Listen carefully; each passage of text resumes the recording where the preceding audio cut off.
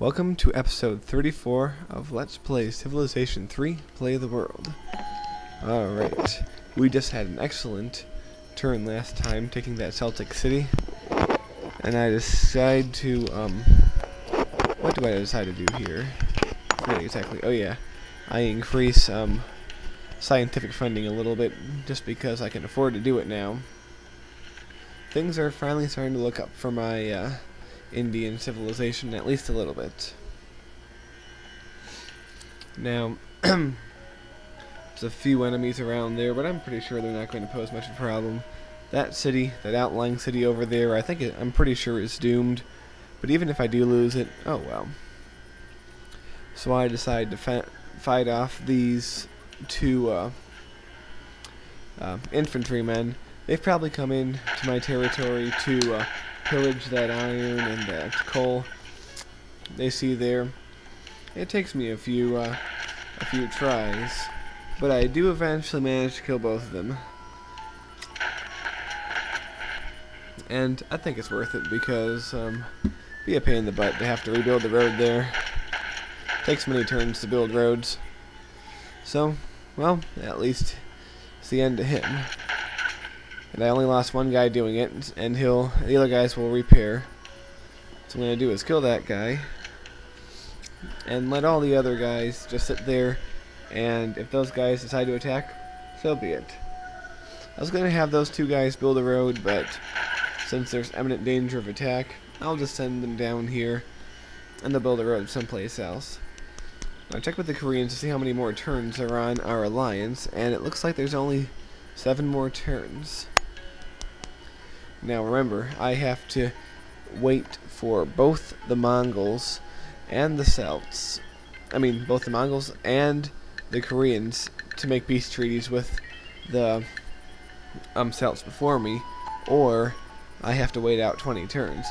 Otherwise it will damage my reputation.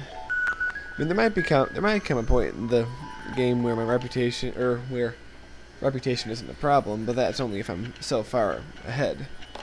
I'm going to keep fighting the Celts until one of those conditions is met. So, how about that? Defensive troops attacking offensive troops. But I managed to hold them both off. One of the ways you can beat infantry is get them to attack. And they'll probably lose. Now the Arabs have just decided to join in the war against the Celts. Not sure how much they can actually do rather than provide a distraction, but it's a good thing that they're getting involved.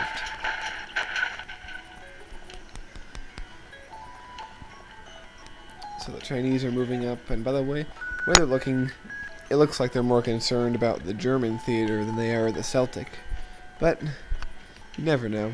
It's hard to really know what they're thinking, where they're moving their troops. So we'll just let them move them and let them do their thing. Right, so we continue building our forces. War is far from over, and now that we're, well, I wouldn't say winning, but at least we're holding our own against them. It gives a little bit of strength to our forces.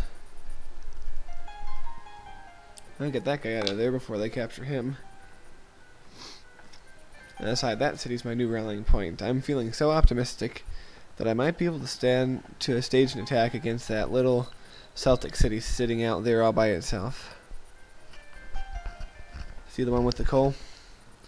It would be nice to take that city. I'm not sure if it's going to happen, but at least we can try. That would certainly be a blow to the Celts' morale. Well, it would be in real life. I'm not sure if it is in this game. But it is satisfying to take enemy cities, even if it's for nothing more than the sake of satisfaction itself. So, that's what I'm going to do. Attempt to take that city. And the good thing is with the cavalry, it's within immediate striking distance of my city. Now the Celts attack with a vengeance here, and they managed to do some pretty good damage against the Mongols and myself. And now they attack this city, and I'm pretty sure I don't stand a chance. So he fights, and he loses, and now they have my city. Am I too disappointed? Not really. That city didn't really provide me too much of a benefit. And it's way out there. Now, do you see what just happened? The Mongols broke their treaty with us and made peace with the Celts. That means the Celts are going to concentrate just on us now, and the Koreans, I guess. And if the Chinese showed up in their empire, the only worrying thing about this is that the Celts might use Mongol territory to sneak attack us in the southeast, but hopefully they won't be able to do that in time. But hopefully we'll continue to fight off the Celts ourselves. The Mongols are probably tired of losing their cities, and they made a peace deal out of self-preservation. And I can't say I blame them. I mean, I'm not gonna hold a grudge against those guys. So, I have a good number of cavalry here, but I want it to be more, cavalry. Anyway, I have more rails to be built. The more rails I have, the quicker I can move my troops around. And troop movement is very important. Just like the real world, it's not just about force, it's also about force projection. Alright. So I'm moving more guys out there. Once again, the sound is laggy as hell. I'm not even sure what battle's playing. And now we are getting attacked, and we once again fend him off. And now the Koreans want to renegotiate this luxury. I'm willing to shell out a few bucks for it. Generally, if you're the bigger civilization, you're going to pay more.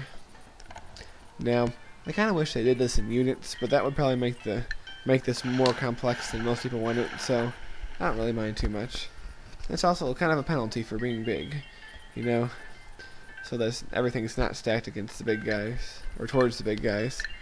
One thing I like about this game, other games like Risk, for instance, you get so big that you're pretty much unstoppable, but this game, only a certain number of cities are really useful, so it doesn't necessarily favor the person who's winning.